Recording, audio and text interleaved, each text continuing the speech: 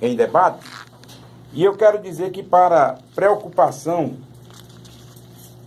dos brasileiros, um dos ícones nacionais está sendo triturado, demolido, tomado de assalto, destruído, como a gente viu o tiroteio norte-americano e russo derrubar os grandes monumentos arquitetônicos de Berlim no término da Segunda Guerra Mundial. O que eu estou vendo que se está fazendo com o Correio no Brasil é realmente uma operação arrasa-quarteirão contra um monumento nacional, principalmente contra uma instituição que é, em essência, símbolo da chamada integração nacional. Que é uma coisa muito interessante, que as pessoas começam a falar em privatização do Correio e se lembram logo que, nos Estados Unidos, a pátria do capitalismo, Correio é uma atividade privada. Mentira. Mentira. O US-MEIO, o órgão que cuida de Correio nos Estados Unidos, é um órgão governamental. Acontece que os americanos têm vergonha na cara, têm um sentido de patriotismo, têm um sentido de integração nacional, e eles adotam o Correio e permitem que o Correio, querendo, terceirize algumas atividades. Isso é legítimo. Mas não é disto que se está tratando no Brasil.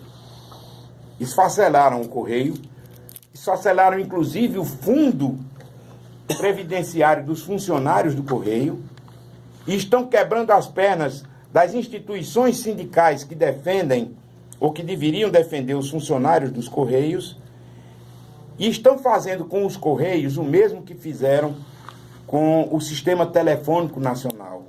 É uma dação que querem fazer. E, no caso, estão querendo praticamente doar a empresas de fora o que resta do Correio, porque o miolo já foi triturado.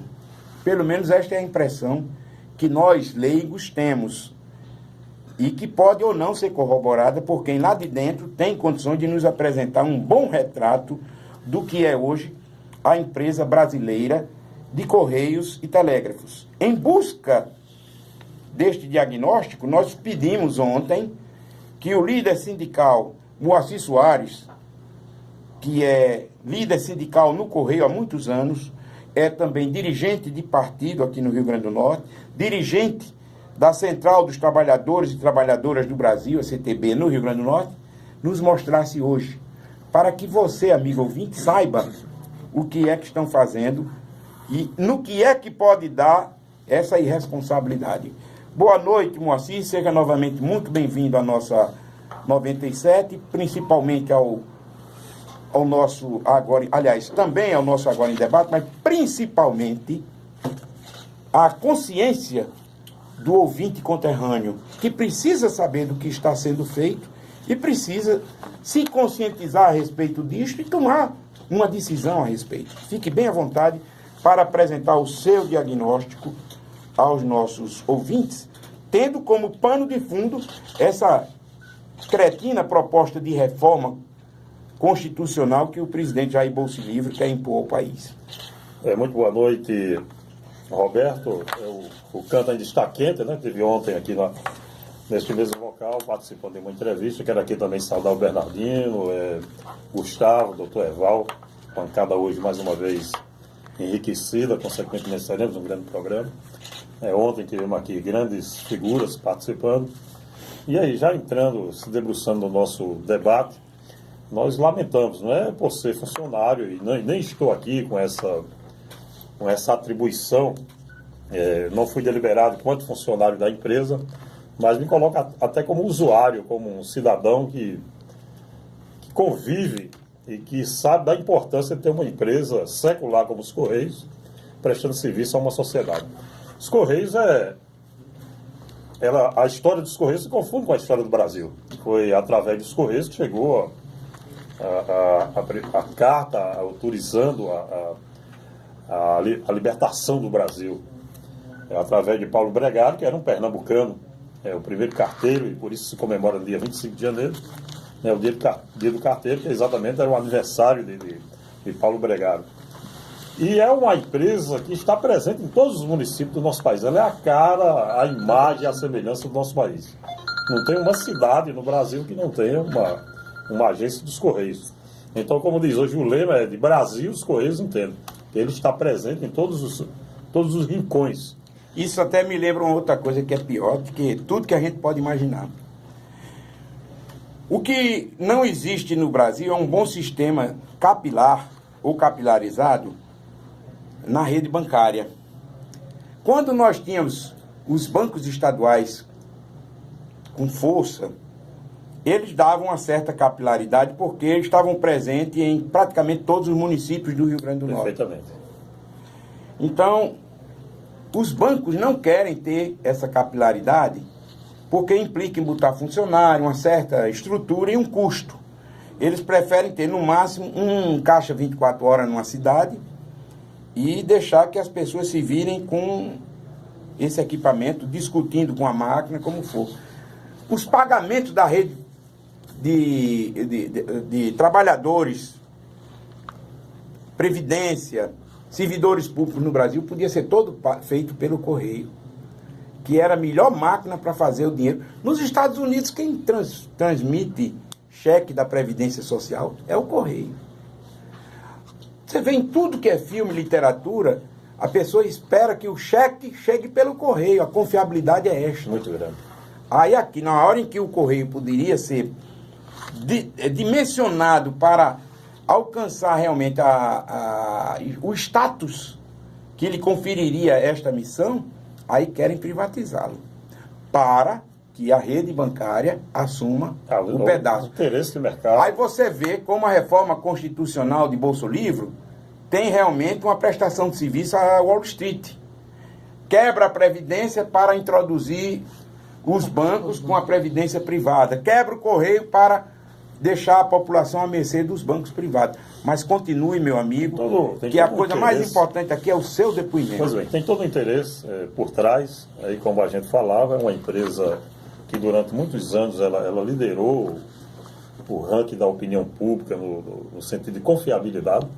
Mesmo em 2005, lembra a primeira entrevista que tive no seu programa, que a gente tratava de crise dos Correios? Certíssimo. Em 2005, nós tivemos uma CPI dos Correios, que tinha o objetivo de investigar um caso de propina dentro dos Correios, que terminou desencadeando numa crise nacional, política, né? Que chegou a cair presidente da Câmara Federal, enfim. E mesmo assim, naquele ano, feita uma pesquisa em 2005, nós ainda estávamos liderando a confiabilidade.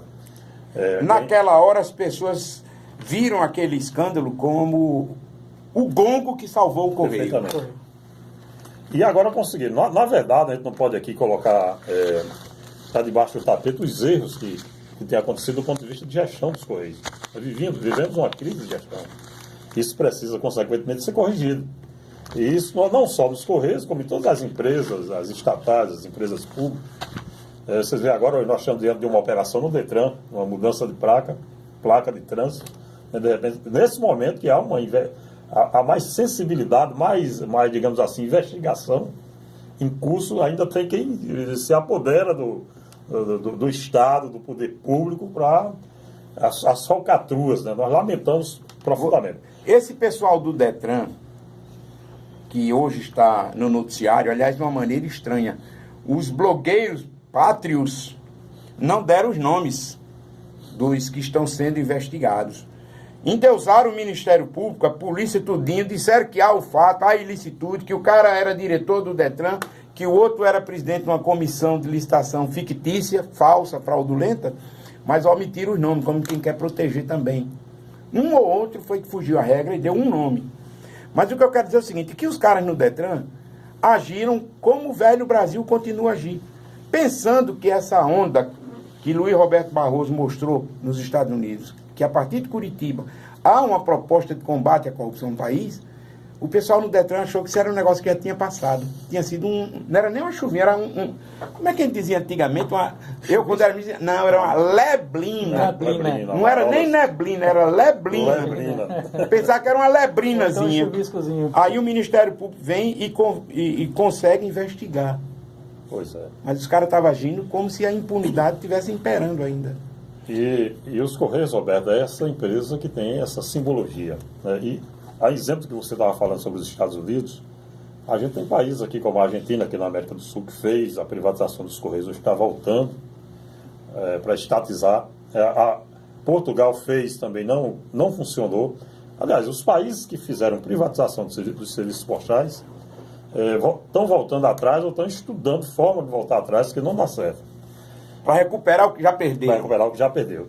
Então, eu concordo plenamente. Nós precisamos, consequentemente, fazer uma limpeza. Né? Há um enxugamento, há necessidade de um enxugamento lá. Mas é uma cidade que tem arrecadação, é uma empresa que tem arrecadação própria. Eu não sei qual o instrumento que vão utilizar para privatizar, porque ela não depende do governo para sobreviver. Ela tem sua arrecadação, paga o seu corpo funcional com a sua arrecadação. Isso desde a sua fundação. Então, está falando de uma empresa que tem 356 anos de fundação, não é uma empresa qualquer. E como você diz, talvez seja a única empresa, o único órgão no Brasil que esteja presente em todos os municípios do país. Essa é uma empresa de integração nacional mesmo. Ou deveria ser se o governo federal fosse sério. Porque se eu tenho uma estratégia para meu país e sei que eu já disponho deste equipamento, vamos falar em termos de logística. Se eu já disponho deste equipamento e ele tem defeitos, eu vou minimizar os defeitos, vou superlativizar o que ele tem de bom, vou otimizar as condições de trabalho, porque ele vai ser um grande serviço em benefício do país, e não privatizá-lo, porque o interesse do capital é fugaz. O próprio capitalista diz, o capital é covarde, o capital só vai na vantagem. E uma empresa como o Correio trabalha até se der prejuízo, em função do interesse nacional que ela corporifica. E eu quero lhe dar um testemunho, eu tenho 32 anos de empresa. E o Correio é velho assim? Mas tudo bem. E, por incrível que pareça, nunca, nesses 32 anos, ela atrasou o seu repasse para os trabalhadores, a folha de pagamento. Religiosamente, no último dia útil, nós recebemos em nossa conta. Podemos assumir compromisso a partir no dia 1º de cada mês. Nós temos plena convicção de que no último dia útil do mês está sendo repassado em nossas contas o pagamento dos nossos vencimentos. Então, uma empresa que tem essa qualidade. A qualidade funcional, o respeito pelo funcionário. E agora, eu nunca tive tanta simpatia pelos generais, pelo pessoal do Exército, como estou tendo agora no comando dos Correios. Porque a primeira impressão que nós tivemos... O que é que tem o Correio com... Porque está sendo administrada desde outubro por um general. Sim. General Juarez. E a primeira impressão que ele chegou, já viu os rumores de privatização e ele foi taxativo. Disse, olha, pessoal, eu vou defender essa empresa pública de qualidade. Esse é o sentimento que foi aplaudido de pé. Isso numa transmissão simultânea, lá de Brasília, onde nós, todos os estados, acompanhamos. Então, esse sentimento nacionalista de quem está hoje no comando dos Correios, para a gente é uma luz no fim do túnel. Ainda há uma possibilidade, como tem até dezembro para que isso venha acontecer, esse estudo ser concluído, mas hoje, logo cedo, eu me deparei, visitando aqui uma unidade dos Correios, com um plano de demissão voluntária. Quer dizer, já faz parte desse esvaziamento da casa, para entregá-la bem enxugadazinha para atender a serviço do grupo privado. Perfeito. O pessoal que trabalha na área de triagem, de operação, e também para o pessoal da área de atendimento. Por enquanto não mexe com os carteiros, ainda estamos por uma necessidade. Aliás, o último concurso que tivemos para os Correios foi em 2011. Estamos aí há 8 anos sem concurso público. E essa talvez seja uma das grandes razões de muitas vezes a sociedade reclamar que não está recebendo a sua fatura em dias, não está recebendo a sua carta, porque nós temos uma deficiência que é de anos, de décadas, de falta de funcionário. Não está vendo a reposição do capital humano. Não está vendo reposição. Agora, paralelamente, as pessoas dizem que há muito tempo os governantes vêm trabalhando contra o Correio na medida em que tem passado para grupos privados serviços que o Correio poderia ele próprio continuar a prestar e que foram terceirizados Perfeitamente. à revelia da intenção do quadro de funcionários. Quais são esses serviços? Nós tivemos uma grande disputa, inclusive, com o Supremo Tribunal Federal, foi quando houve uma grande manifestação de quebra do monopólio postal. E, infelizmente, indiretamente, isso aí foi quebrado. Essa parte de encomendas, hoje o mercado está livre. Agora, eu quero aqui fazer uma observação para quem nos ouve e aos companheiros que estão aqui na bancada. Essas empresas que assumiram essa tarefa, empresas que não são os Correios, elas têm uma política de utilizar apenas as grandes cidades para os seus exercícios. São as centrais de distribuição. As centrais de distribuição. E o que acontece? Uma empresa X posta uma encomenda em São Paulo, chega aqui em Natal, vai para uma cidade como Bodó, e quem faz a conclusão desse trabalho é os Correios. Ela taxa nos Correios, ainda tendo lucro com isso. Vale salientar, porque a postagem dos Correios é muito mais barata do que a postagem das outras empresas. E ela mesmo utilizando os serviços, quer dizer, a parte final, com os Correios, ainda está tendo seu lucro garantido. Ô Moacir, tem uma outra coisa que eu digo que é necessário. Eu conheço os Correios desde a minha infância. E digo que, em termos de tecnologia, os Correios foram uma empresa de ponta durante muito tempo. Eu me lembro que eu fui o primeiro operador de telex no Correio. Ainda era do Código Morse, você que é bem mais velho do que eu, então... Não, eu sou uns 4 anos mais novo que você, viu? No dia em que o ministro veio aqui, e era preciso, marcando a inauguração da máquina de telex, era preciso que alguém operasse a máquina e mandasse o telex. Eu fui o operador. Já era algo muito moderno naquela época. Porque eu era correspondente do Jornal do Brasil, do Diário de Pernambuco e da Veja nessa época, e eu era o maior usuário da central de telegrama do Correio e passei a ser o maior usuário da central de telex. Então, o Correio sempre esteve na frente. Quando veio o advento da tecnologia da informação, o governo federal começou a botar o Correio para escanteio. Que as pessoas dizem, se o governo não tivesse impedido o Correio de ser um grande investidor, nós teríamos aqui hoje no Correio, uma empresa de tecnologia da informação tão forte quanto a do Vale do Silício, nos Estados Unidos. Aí você tem hoje a Amazon, uma dessas grandes corporações, ameaçando uma instituição como o Correio. Porque o governo foi inibindo o Correio e abrindo espaço para essas empresas de fora. É mais ou menos isso que o pessoal disse que foi feito contra o Correio, é verdade? É verdade, é uma realidade nua e crua. E eu quero aqui lhe dar um testemunho. Olha, os Correios foi a empresa logística das Olimpíadas aqui do Rio de Janeiro. E foi acima do top. Ela é hoje quem faz a transporte das urnas. Ela auxilia o processo eleitoral do Brasil, assim com muita responsabilidade e com muita credibilidade. O entregue das urnas, quando tem um problema, tudo é feito pelos Correios. A gente, desde que foi implantado a questão do FNDE, com os livros didáticos, também os Correios se posicionou como uma empresa de logística nesse sentido da distribuição do livro para as escolas. E isso são coisas pontuais que a gente está mostrando aqui, que necessita... Também, né? No Enem, a entrega das provas, enfim, por que se usa os Correios? Porque os Correios é uma empresa vista com bons olhos ainda pela população. Pela sociedade. Ainda tem a confiança da população. A confiança da população. E nós, eu me orgulho, eu sou carteiro, muito embora esteja hoje numa atividade interna, até pelas condições de idade, né, que já não consigo carregar o fardo como muito. O povo diz que carteiro morre de medo de cachorro, mas eu tô com pena do cachorro que olhar para a cara desse carteiro. Deve correr com muito medo. Ave Maria. De forma que nós somos tema de grandes escritores, como Pablo Neruda, que escreveu Carteiro e Poeta, que depois virou um grande filme. Fomos temas de canções de tantos artistas, de tantos profissionais da música no Brasil e no mundo. Eu me lembro de Antoine de Saint-Exupéry, com seus livros, ele sempre ressaltou que ele trabalhava para o serviço de Correios. Ele trabalhava para a Latécoère, atual France, mas o serviço que ele fazia era Correio Internacional, de Paris até a Buenos Aires, e indo também pela costa ocidental até Santiago do Chile, parando em Natal, muito embora isso até hoje seja alvo de polêmica aqui em Natal.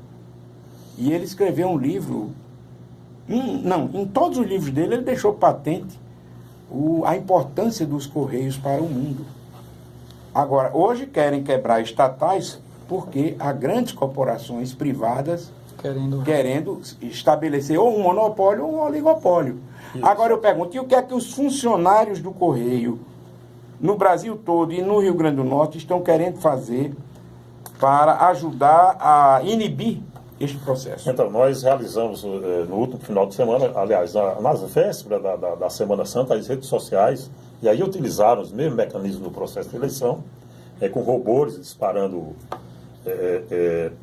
e-mails, tanto no Facebook como nas redes sociais de um modo geral, querendo mostrar que a sociedade se manifestasse sentimento com relação à privatização dos Correios. Isso nos preocupou muito, porque numa véspera de um grande feriado da Semana Santa, né, e na semana seguinte a gente resolveu, os trabalhadores, sair, se comunicar entre si para ver se era esse, de fato, o sentimento. E nós, que somos agentes também digamos assim, formadores de opinião pública, em contato diretamente com a sociedade, tanto os carteiros como os atendentes comerciais, de forma que nós fizemos uma pesquisa aqui no Rio Grande do Norte e no Brasil, e em torno de 95% dos trabalhadores dos Correios são totalmente contra o processo de privatização. Não só, eu, por exemplo, às beiras de uma aposentadoria, podia dizer, não, o Moacir está com a vida dele resolvida, vai se aposentar, mas a minha preocupação é com o futuro. É com os que virão depois de mim. Aí você vai virar Jaque. Jaque...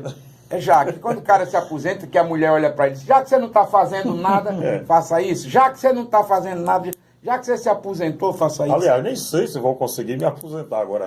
Essa questão da reforma da Previdência, que não é uma reforma disso aqui, não é uma reforma, de fato vão acabar com a Previdência Social e criar uma... Agora, eu queria que você me dissesse o seguinte, tem alguma coisa programada em defesa dos Correios ou vocês vão aguardar que Brasília dê sinais do que pretende fazer e que esse general mostre até onde vai a resistência dele? Perfeito. Como eu dizia a alguns companheiros, eu tenho muito receio, porque, na verdade, o general é empregado do presidente. E, de repente, se houver uma manifestação para o presidente, mas o que acontece? Nós já vivemos um processo de recuperação. A empresa passou realmente por esse choque. Nos últimos semestres já deu resultado extremamente positivo. Não de lucro, mas de superávit contábil, fiscal. E eu acho que a empresa está num bom rumo. Ela está caminhando para sobreviver a essa quadra. Eu vejo um paralelo entre o Correio e a Caerne. A Caerne está tendo um resultado positivo, mas todo dia alguém fala em privatizá-la. Ninguém quer dizer que interesse está por trás dessa proposta de privatização. Na verdade, ninguém quer algo que não preste, né? O que eu lamento é que nesse processo de privatização, eu tive um vídeo que me mandaram agora nas redes sociais há poucos dias, um especialista nessa área, ele mostrando que muitas das empresas são colocadas à venda e com 1 ano de lucro você paga essas empresas. E ele dizia, por que o secretário eu não sei qual a nomenclatura que dá lá para ele, que é do Ministério da Justiça, que é responsável por essa de estatização, parece que é esse o nome, que é o dono da Localiza. Ele disse, eu só acreditava se a previdência dele, que a privatização funcionava se ele desse a empresa dele por 1 ano de lucro que ele tem.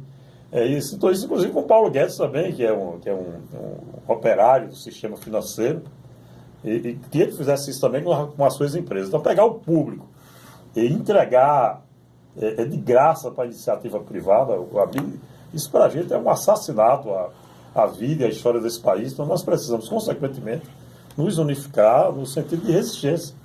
Isso não poderemos deixar à tona. Agora, Moacir, nós estamos chegando aqui às 19 horas e a área técnica da rádio está avisando que o tempo está se exaurindo.